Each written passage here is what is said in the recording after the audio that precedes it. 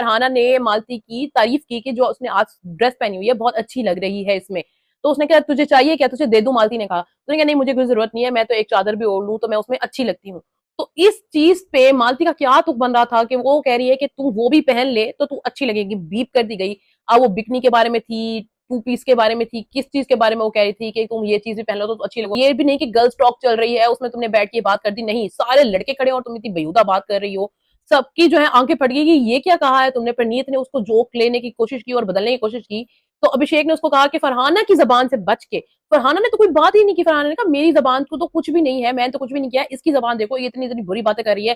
किसी को कह रही है कपड़े पहन के आओ, किसी को कह रही है ये पहनोगी तो अच्छी लगोगी, तो कहते तुम तो किसी चीज में भी अच्छी नहीं, तुम वो करते भी अच्छी नहीं लगोगी। अब ये क्या बात थी, उसमें सारे लड़के हैरान होकर उछलना शुरू हो गए।